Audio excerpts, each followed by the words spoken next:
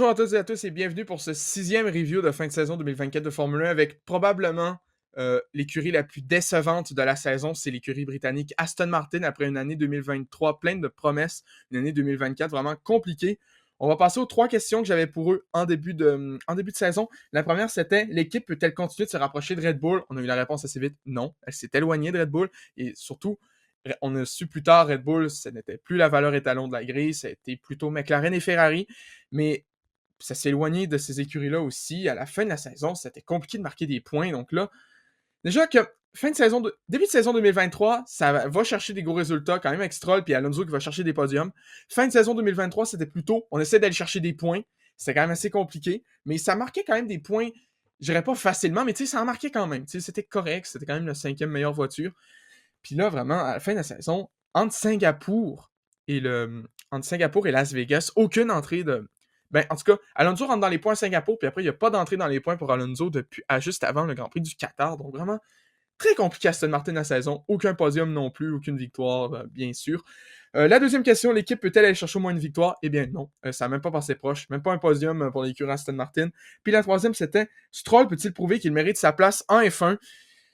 Le problème avec Lance Stroll, on va se le dire, c'est que pendant une course, un moment dans la saison, il va sortir une performance, on ne sait pas d'où ça sort. Ça va être genre, my God, il va du calibre Ayrton Senna. Puis le reste de la saison, il va être totalement inexistant. Puis c'est encore un peu le cas cette saison. Il a eu des bonnes courses, je pense notamment Bahreïn au début de la saison. Victime d'un accrochage avec Hülkenberg, où c'est quand même à remonter et à finir 10e. On peut pas dire que c'est une mauvaise course pour lui. Puis des fois, il y a des courses comme Sao Paulo qui arrivent puis qui spin dans le mur et qui se met tout seul dans les graviers en essayant de revenir sur la piste. Ça, en tout cas, je ne veux même pas en parler. C'est assez affligeant du côté de Lance Stroll. Donc, ces haters vont dire qu'il ne mérite pas sa place en F1. Puis, en tout cas, saison compliquée pour Stroll, on va se le dire très franchement. Souvent, il donne l'impression qu'il n'a pas envie d'être là. Puis c'est peut-être pour ça qu'il faudrait qu'Aston Martin commence à penser à le remplacer. Oui, ça va être compliqué, surtout quand c'est papa qui dirige l'équipe. Mais pareil, en tout cas, s'ils veulent performer, il va falloir un meilleur pilote que Lance Stroll. Puis pourquoi pas tasser Stroll vers le programme d'endurance? On sait qu'Aston Martin, ils vont arriver en hypercar prochainement, donc pourquoi pas le tasser là? Je pense que ça pourrait être pas pire. Ça pourrait lui donner un petit changement d'air qui ferait du bien aux Canadiens. On va se le dire très franchement. Donc en tout cas, ça va être surveillé. Maintenant, on va passer au review de la saison. En 24 courses, ils ont eu les deux mêmes pilotes, l'Espagnol Fernando Alonso qu'on ne présente plus et le Canadien Lance Stroll. Position au championnat 5e comme en 2023, toutefois avec beaucoup moins de points. 2023, on était dans les 200 points au-dessus et cette année seulement 94 points, moins de 100. Saison totalement décevante. Meilleur qualif, 3e place de Fernando Alonso au Grand Prix de Chine. Vraiment, c'est le seul point marquant de l'écurie. Pour moi, c'est le Grand Prix de Chine. Puis 5e, meilleur résultat en course, c'est 5e Alonso au Grand Prix d'Arabie Saoudite. Saison très compliquée. Bonne fin de saison quand même. On a marqué des points à Abu Dhabi. Et au Qatar, nombre de DNF 3, ce qui n'est pas tant que ça quand même, on va se le dire très franchement. Alors, Fernando Alonso en 2024, le vétéran espagnol qu'on ne présente plus, débutant en 2001, on s'en souvient. Maintenant, l'année prochaine, avec les rookies, il va y avoir 7 pilotes sur la grille qui n'étaient pas nés au moment où ce que Fernando Alonso a fait ses débuts en Formule 1 en 2001, donc quand même assez incroyable. 24 départs cette saison, 9e au championnat pilote avec 70 points, 70 et 94, c'est lui qui les a marqués, a tenu l'équipe sur ses bras. Meilleur qualif, 3e en Chine, mais résultat encore 5e en Arabie Saoudite. Un DNF à Mexico, un problème mécanique, je me souviens bien. Duel qualif, totalement dominateur par rapport à Stroll, un 19-5. Duel course, 17-7, même pas proche. Il y en a qui disent qu'Alonso peut-être est trop vieux. Oui, il s'est fait battre par Stroll, mais pour vrai, c'est même pas comparable. Lorsqu'on compare, par exemple, à Sébastien Vettel, qui c'était pas rare de le voir se faire battre par Stroll en 2021 en 2022. Alonso a totalement l'ascendant sur Stroll, puis ça, c'est même pas doutable. Et pour le Canadien Lance Stroll, justement, 23 départs, un DNS au Grand Prix de Sao Paulo, pour l'instant, que j'ai parlé plus tôt. Terminé 13e au championnat de pilote avec 24 points inscrits. Mais résultat qualif, 3 8e place en Grande-Bretagne, en Hongrie et aux Pays-Bas. Mais résultat en course, 6e au Grand Prix d'Australie. Ça encore, c'était le début de saison, parce que l'Aston Martin était 5e meilleure voiture. Un peu loin derrière, mais quand même loin en avant. Puis là, maintenant, ça s'est écroulé. Plus de points depuis la Hongrie, si je ne me trompe pas, avec Stroll. Donc, en tout cas, même pas marqué des points de la deuxième partie de la saison. 2 DNF, l'Arabie Saoudite se met dans le mur tout seul. Et le Grand Prix du Qatar, week-end brouillon, encore là en course. Accrochage avec Albon, problème.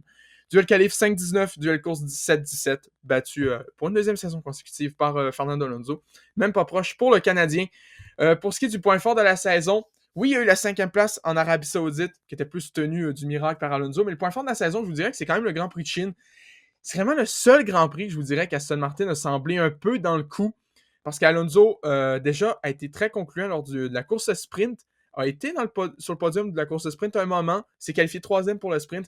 Même chose pour la course principale, les qualifs principales, c'est qualifié troisième en course, c'est resté un moment sur le podium après les arrêts au puits, bien sûr. L'Aston Martin n'est plus assez de rythme, a dû remonter, seulement fini septième. Toutefois, vraiment, c'est le seul point fort de la saison d'Aston Martin. Puis c'est en début de saison, donc on a vu que l'équipe elle a vraiment régressé, problème de développement. Toutefois, il y a Adrian Newey qui arrive l'année prochaine. Donc justement, quoi attendre pour 2025? Mais justement, j'ai mis une photo. Adrian Newey, le célèbre ingénieur qui est allé chez Leyton House, qui a fait gagner Williams, qui a fait gagner McLaren, qui a surtout fait gagner Red Bull aussi. Donc maintenant, a quitté l'écurie Red Bull. Certains temps, on l'attendait chez Ferrari. Finalement, c'est chez Aston Martin qu'il va être, en espérant qu'il puisse faire progresser cette voiture-là sur le bon pied. En tout cas, faire progresser la voiture, faire progresser l'équipe. Parce que c'est vraiment, ça fait 2 saisons consécutives qu'Aston Martin ont une bonne saison, une bonne voiture en début de saison, puis que plus ça avance, plus ils sont pas capables de la faire développer, puis que ça régresse en performance. Donc là, en espérant qu'il puisse progresser avec Adrian Newey, il va arriver officiellement dans l'équipe au début du mois de mars, parce qu'il y a encore sa période de jardinage, comme on appelle. Donc là, d'après moi, il n'y aura pas grand-chose à dire sur la voiture 2025. Toutefois, ça va être pour 2026 que ça va être intéressant à voir. Qu'est-ce qu'on va faire avec les pilotes 2026? On sait qu'Alonso reste là. Toutefois, Alonso va considérer pour l'instant la saison 2026 comme sa dernière saison. Et ça risque de l'être si l'Aston Martin ne réussit pas à être performante. Toutefois, en tout cas, Adrian Newey va quand même réussir à faire progresser cette écurie-là. En tout cas, je l'espère pour eux. Donc, j'espère qu'ils vont pouvoir plus se rapprocher du top 4 des meilleures écuries. L'année passée, en 2023, on pouvait peut-être dire que c'était le Big Five. Maintenant, cette année, c'était clairement un Big Four. Aston Martin n'était plus dans le coup pour jouer les gros résultats. Donc, en espérant que ça puisse continuer à progresser pour eux, aller se rapprocher, peut-être aller chercher des podiums. Même un podium, ce serait déjà un upgrade par rapport à 2023. Donc, par rapport à 2024, pardon. Donc, essayer d'aller chercher le podium plus régulièrement. Peut-être une victoire, mais là, ça risque d'être compliqué. Ça serait quand même gros à demander. Donc, pour Fernando Alonso, continuer à tenir l'équipe. On sait qu'il se fait plus tout jeune quand même. Il est déjà pas mal dans la quarantaine avancée. L'année prochaine, il va avoir, si je ne me trompe pas, il va avoir 44 ans. Puis Stroll, Stroll en tout cas, on va espérer pour lui qu'il fasse la meilleure saison possible, mais ça va être, en tout cas, on espère pour lui, mais j'ai vraiment l'impression qu'il a atteint son plafond, puis pour Aston Martin, il va falloir un meilleur pilote s'il veut vraiment attirer plus de gens. On entend parler des rumeurs, Max Verstappen par-ci, Max Verstappen par-là, avec Red Bull qui régresse. Mais donc, continuer à progresser Aston Martin en 2025, marquer des points plus régulièrement, marquer des gros points plus régulièrement, aller chercher peut-être des podiums aussi. Victoire, ça risque d'être un peu compliqué, mais on ne sait jamais sur un malentendu. En tout cas, dites-moi qu'est-ce que vous avez pensé de la saison d'Aston Martin cette année, puis on va se retrouver très bientôt pour la review de saison de l'écurie Mercedes.